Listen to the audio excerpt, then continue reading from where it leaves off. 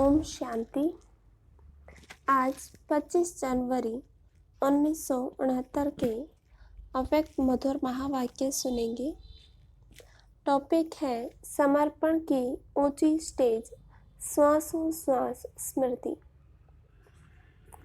बाबा कहते, अव्यक्त स्थिति में स्थित होकर अव्यक्त को व्यक्त में देखो। आज एक प्रश्न पूछ रहे हैं, सर्व समर्पण बने हो? सर्व समर्पण है ही, यह सभी का विचार है या और कोई का और विचार है? सर्व समर्पण किसको कहा जाता है? सर्व में यह देह का भान भी आता है। देह ले लेंगे तो देनी भी पड़ेगी, लेकिन देह का भान तोड़कर समर्पण बनना है। आप क्या समझते हो? देह के अभिमान से संपूर्ण समर्पण बने हो? मर गए हो वा मरते रहते हो? देह के संबंध और मन के संकल्पों से भी तुम देही हो। यह देह का अभिमान बिल्कुल ही टूट जाए तब कहा जाए सर्व समर्पण में जीवन। जो सर्व त्यागी सर्व समर्पण जीवन वाला होगा, उनकी ही संपूर्ण अवस्था गाई जाएगी। और जब संपूर्ण बन जाएंगे तो साथ जाएंगे। आपने शुरू में संकल्प किया था ना कि बाबा जाएंगे तो हम भी साथ जाएंगे। फिर ऐसा क्यों किया? यह भी एक स्नेह है और संग तोड़ एक संग जोड़ने की यह चैन है जो अंत समय की निशानी है। जब कहा था तो क्यों नहीं शरीर छोड़ा? छोड़ सकते हो। अभी छूट भी नहीं सकता, क्योंकि जब तक हिसाब किताब है अपने शरीर से तब तक छूट नहीं सकता। योग से या भोग से हिसाब किताब चुकतो जरूर करना पड़ता है। कोई भी कड़ा हिसाब किताब रहा हुआ है तो यह शरीर रहेगा, छूट नहीं सकता। वैसे तो समर्पण हो ही, लेकिन अब समर्पण की स्टेज ऊंची हो गई है। समर्पण उसको कहा जाता है जो श्वासोश्वास स्मृति में रहे। एक भी श्वास विस्मृति का न हो, हर श्वास में स्मृति रहे। और ऐसे जो होंगे उनकी निशानी क्या है? उनके चेहरे पर क्या नजर आएगा?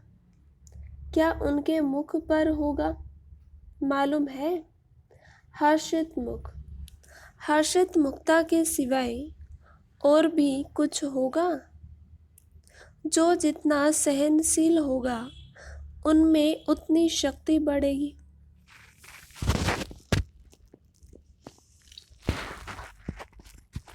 जो श्वासोश्वास स्मृति में रहता होगा उसमें सहनशीलता का गुण जरूर होगा।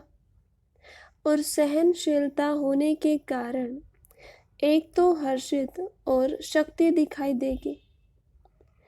उनके चेहरे पर निर्बलता नहीं। यह जो कभी कभी मुख से निकलता है, कैसे करी, क्या होगा, यह जो शब्द निर्बलता के हैं वह नहीं निकलनी चाहिए। जब मन में आता है तो मुख पर आता है, परंतु मन में नहीं आना चाहिए। मन मना भाव, मध्याजी भाव। मन मना भाव का अर्थ बहुत गुह्य है। मन बिल्कुल जैसे ड्रामा का सेकंड बाय सेकंड जिस रीति से जैसा चलता है, उसी के साथ साथ मन की स्थिति ऐसे ही ड्रामा की पटरी पर सीधी चलती रहे, जरा भी हिले नहीं। चाहे संकल्प से, चाहे वाणी से।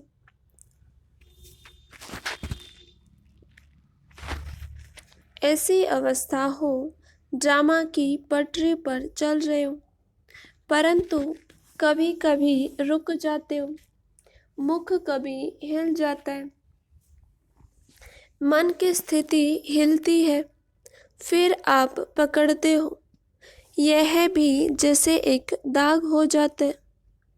अच्छा, फिर भी एक बात अब तक भी कुछ वाणी तक आई है, प्रैक्टिकल में नहीं आई है। कौन से बात वाणी तक आई है, प्रैक्टिकल नहीं? यही ड्रामा की डाल जो सुनाई, लेकिन और बात भी बता रहे थे। वह यह है, जैसे अब समय नज़दीक है, वैसे समय के अनुसार जो अंतर्मुखता की अवस्था वाणी से परे अंतर्मुख होकर कर्मणा में अव्यक्त स्थिति में रहकर धारण करने की अवस्था दिखाई देनी चाहिए, वह कुछ अभी भी कम है। कारोबार भी चले और यह स्थिति भी रहे, यह दोनों ही इकट्ठा एक समान रहे, अभी इसमें कमी है। अब साकार तो अव्यक्त स्थिति स्वरूप में स्थित है, लेकिन आप बच्चे भी अव्यक्त स्थिति में स्थित होंगे तो अव्यक्त मुलाकात का अलौकिक अनुभव कर सकते हो। एक मुख्य बात और भी है, वर्तमान समय ध्यान पर देते हैं जो तुम्हारे में होनी चाहिए। वह कौन सी? कोई को आता है जो मुख्य साकार रूप में भी कहते थे, अमृत वेले उठना। अमृत वेले का वायुमंडल ऐसा ही रहेगा। साकार में अमृत वेले बच्चों से दूर होते भी मुलाकात करते थे, लेकिन अभी जब अमृत वेले चक्र लगाने बाबा आते हैं तो वह वायुमंडल देखा नहीं है। क्यों थक गए हैं? इस अमृत वेले के अलौकिक अनुभव में थकावट दूर हो जाती है, परंतु यह कमी देखने में आती है। यह बाप दादा की शुभ इच्छा है कि जल्दी से जल्दी इस अव्यक्त स्थिति का हर एक बच्चा अनुभव करे। वैसे तो आप जब साकार रीति से मिलते थे तो आपकी आकारी स्थिति बन जाती थी। अब जितना जितना अव्यक्त आकारी स्थिति में स्थित होंगे, उतना ही अलौकिक अनुभव करेंगे। अभी 2 फरवरी 1969 के अव्यक्त मधुर महावाक्य सुनेंगे। टॉपिक है अव्यक्त मिलन के अनुभव की विधि। बाबा कहते, प्रेम स्वरूप बच्चे ज्ञान सहित प्रेम जो होता है वही यथार्थ प्रेम होता है। आप सभी का प्रेम रस बाप दादा को भी खींच लाता है। सभी बच्चों के दिल के अंदर एक आशा दिखाई दे रही है। वह कौन सी? कई बच्चों ने संदेश भेजा कि आप हमें भी अपने अव्यक्त वतन का अनुभव कराओ। यह सभी बच्चों की आशाएं अब पूर्ण होने का समय पहुंच ही गया है।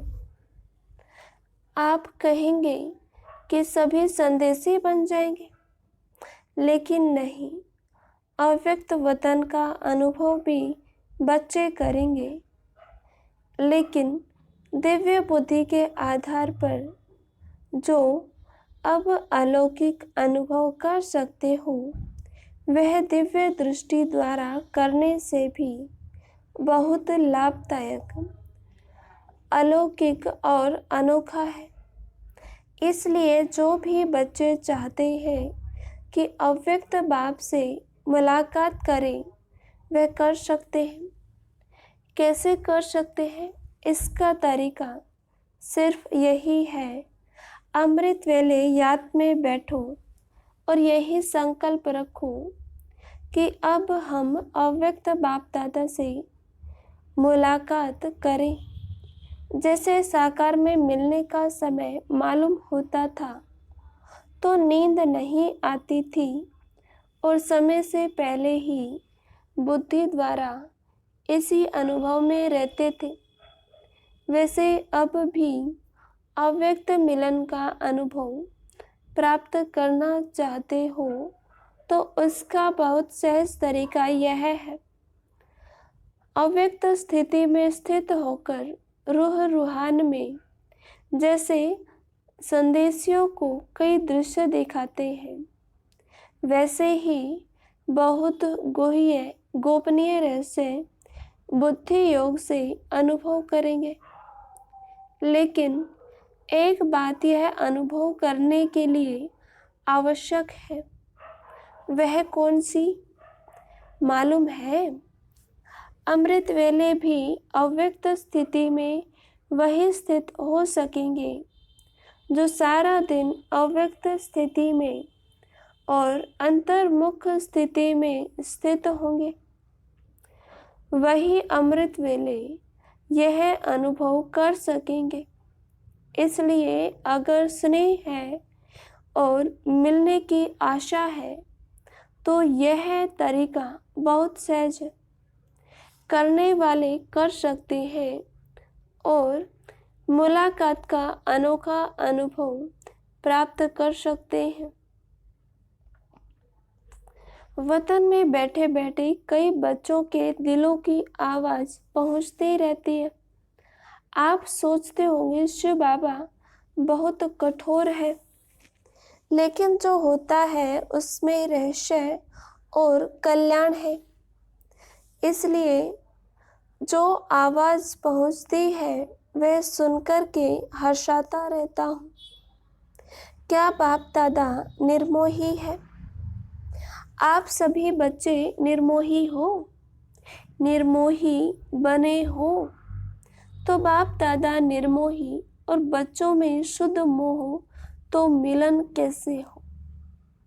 बाप दादा में शुद्ध मोह है, साकार बाबा का बच्चों में शुद्ध प्यार था, शिव बाबा का नहीं है, बाप दादा का है। जैसा हमारा है वैसा नहीं। शुद्ध मोह बच्चों से भी जास्ती है, लेकिन बाप दादा और बच्चों में एक अंतर है, वे शुद्ध मोह में आते हुए भी निर्मोही है और बच्चे शुद्ध मोह में आते हैं तो कुछ स्वरूप बन जाते हैं, या तो प्यारे बनते हैं या तो न्यारे बनते, लेकिन बाप दादा न्यारे और प्यारे साथ साथ बनते। यह अंतर जो रहा हुआ है, इसको जब मिटाएंगे तो क्या बनेंगे? अंतर्मुख, अव्यक्त, अलौकिक। अभी कुछ कुछ लौकिकपन भी मिल जाता है, लेकिन जब यह अंतर खत्म कर देंगे तो बिल्कुल अलौकिक और अंतर्मुखी अव्यक्त फरिश्ते नजर आएंगे। इस साकार वतन में रहते हुए भी फरिश्ते बन सकते हो। आप फिर कहेंगे आप वतन में जाकर फरिश्ता क्यों बने, यहाँ ही बनते। लेकिन नहीं, जो बच्चों का काम वह बच्चों को साजे, जो बाप का कार्य है वह बाप ही करते हैं। बच्चों को अब पढ़ाई का शो दिखाना है, टीचर को भी पढ़ाई का शो नहीं दिखना है। टीचर को पढ़ाई पढ़ानी होती है, स्टूडेंट को पढ़ाई का शो दिखाना होता है। शो केस में शक्तियों को पांडवों को आना है। बाप दादा है ही गुप्त। अभी सभी के दिल में यही संकल्प है कि अब जल्दी जल्दी ड्रामा की सीन चलकर खत्म हो, लेकिन जल्दी होगी, हो सकती है, होगी या हो सकती है। भावी जो बनी हुई है वह तो बनी हुई है, बनी ही रहेगी, लेकिन बनी हुई भावी में यह इतना नजर आता है कि अगर कल्प पहले मौखिक संकल्प आता है तो संकल्प के साथ साथ अवश्य पहले भी पुरुषार्थ तीव्र होगा। तो यह भी संकल्प आता है कि ड्रामा का हर सीन जल्दी पूरा कर सभी अव्यक्त वतनवासी बन जाए। बनना तो है, लेकिन आप बच्चों में इतनी शक्ति है जो अव्यक्त वतन को भी व्यक्त में खींचकर ला सकते हो। अव्यक्त वतन का नक्शा व्यक्त वतन में बना सकते हो। आशाएं तो हर एक की बहुत है, ऐसे ही पहुंचती है जैसे इस साकार दुनिया में बहुत बड़ी ऑफिस होती है टेलीफोन और टेलीग्राम की, वैसे ही शुद्ध संकल्पों की तारें वतन में पहुंचती रहती है। अभी क्या करना है? कई बच्चों के कुछ लोक संग्रह प्रति प्रश्न भी है, वह भी पहुंचते हैं। कई बच्चे मूझते हैं। साकार द्वारा तो यह कहा कि सूक्ष्म वतन है ही नहीं, तो बाबा कहाँ गए हैं, कहाँ से मिलने आते हैं, कहाँ यह संदेश भेजते हैं, क्यों भोग लगाते हो, इसका भी राज है। क्यों कहा गया था? इसका मूल कारण यही है कि जैसे आप लोगों ने देखा होगा कि कभी कभी छोटे बच्चे जब कोई चीज के पीछे लग जाते हैं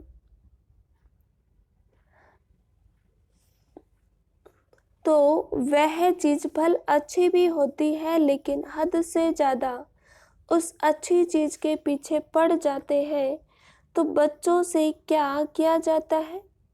वह चीज उनके आंखों से छिपाकर यह कहा जाता है कि है ही नहीं।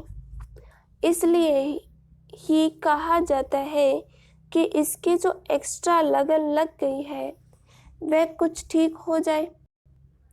इसी रीति से वर्तमान समय कई बच्चे इन्हीं बातों में कुछ चटक गए थे, तो उनको छुड़ाने के लिए साकार में कहते थे कि यह सूक्ष्म वतन है ही नहीं।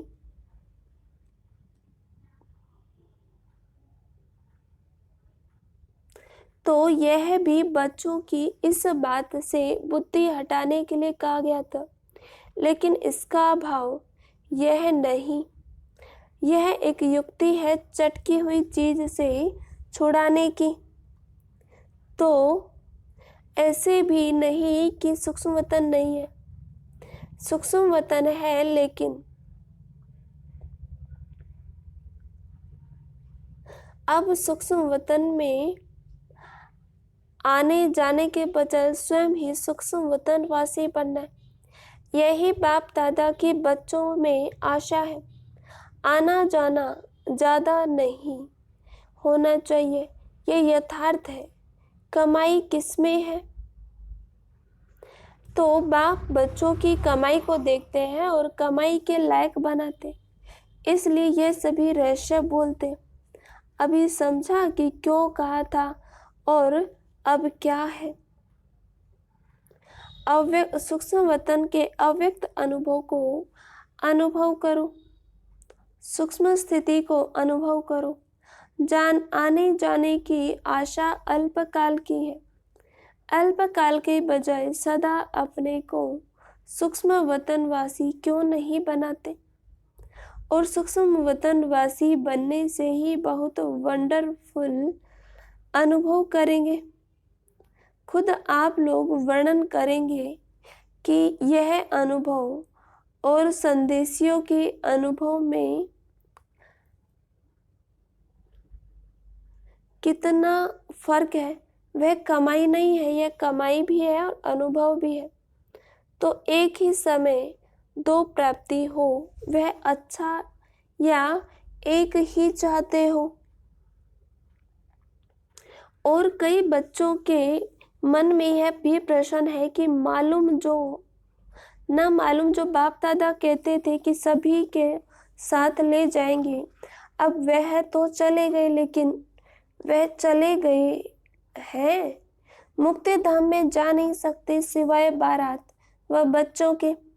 बारात के बिगर अकेले जा सकते हैं? बारात तैयार है? यही सुना है अब तक कि बारात के साथ ही जाएंगे।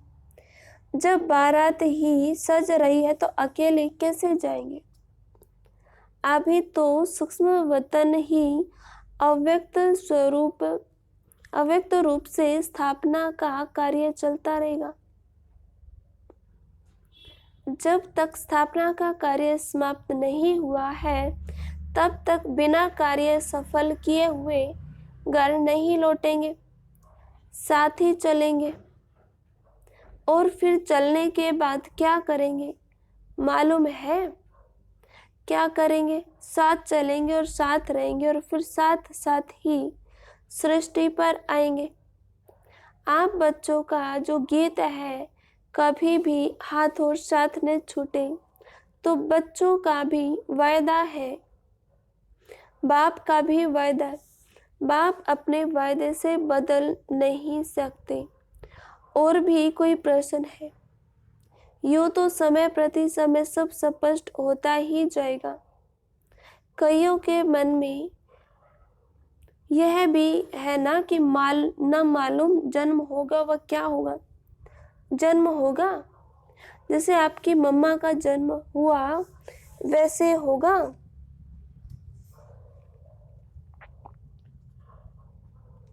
आप बच्चों का विवेक क्या कहते हैं? ड्रामा की भावी को देख सकते हो, थोड़ा थोड़ा देख सकते हो। जब आप लोग सबको कहते हो कि हम त्रिलोकी बाप के बच्चे, तो आने वाले काल को जानते हो।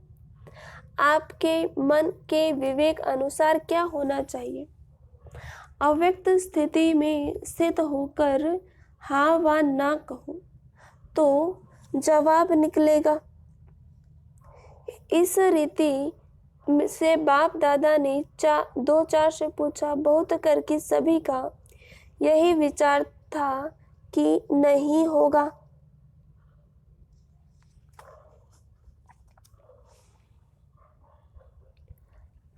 आज ही उत्तर चाहते हो, बाद में हलचल तो नहीं चल रही है। यह भी एक खेल रचा जाता है। छोटे छोटे बच्चे तालाब में पत्थर मारकर उनकी लहरों से खेलते हैं। यह भी एक खेल है।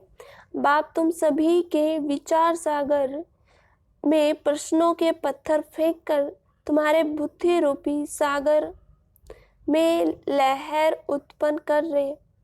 उन्हीं लहरों का खेल बाप दादा देख रहे।